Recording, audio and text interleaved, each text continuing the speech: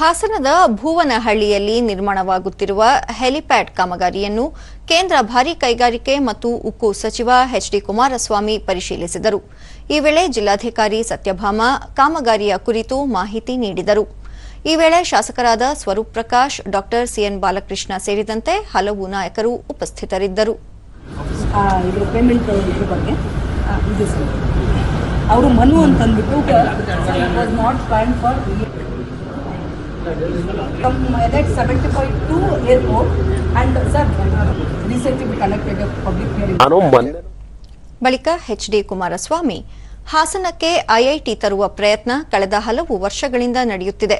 JDS ವರಿಷ್ಠರಾದ H D. Deve Gowda ಅವರು ಈ ಸಂಬಂಧ ಹಲವು ಬಾರಿ ಕೇಂದ್ರ ಸರ್ಕಾರಕ್ಕೆ ಮನವಿ ಮಾಡಿದ್ದಾರೆ.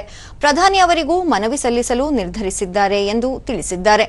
ಮೈಸೂರಿನಲ್ಲಿ ನಡೆದ ಗಲಭೆಗೆ ಸಂಬಂಧಿಸಿದಂತೆ ಹೆಚ್ಚಿನ ಆದ್ಯತೆ ನೀಡುವ ಅಗತ್ಯವಿಲ್ಲ ಎಂದು ಹೇಳಿದ ಅವರು, ರಾಜ್ಯ ಸರ್ಕಾರ ತೆರಿಗೆ ಸಂಗ್ರಹದಲ್ಲಿ 1,89,000 ಗುರಿ ಹಾಕಿಕೊಂಡಿತ್ತು.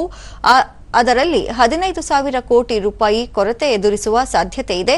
ಈ ಹಿನ್ನೆಲೆಯಲ್ಲಿ ವಿವಿಧ ಮೂಲಗಳಿಂದ ಆದಾಯ ಸಂಗ್ರಹಕ್ಕೆ ಮುಂದಾಗಿದೆ ಎಂದು ಹೇಳಿದರು. ನಾನು ಗಮನಿಸಿದೆ, ಈ ವರ್ಷ ರಾಜ್ಯ ಸರ್ಕಾರದ ತೆರಿಗೆ ಸಂಗ್ರಹ 1,89,000 ಕೋಟಿ ಸಂಗ್ರಹದ ನಿರೀಕ್ಷೆ ಇಟ್ಟಿದ್ರು.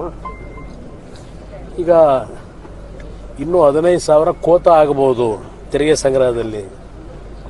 ಅದಕ್ಕೆ ಆ ಸಂಗ್ರಹವನ್ನು ಯಾವ ರೀತಿ ಹಣ ತುಂಬಿಸ್ಬೇಕು ಅನ್ನೋದಕ್ಕೆ ಅದೆಂಥವೋ ನನಗೆ ಗೊತ್ತಿಲ್ಲ. ಅದು CL7 CL2 ಏನೋ ಒಂದು 500 ಹಿಂದಲಿಂದ 92ರಿಂದನೂ ಕೊಟ್ಟಿಲ್ವಂತಲ್ಲ.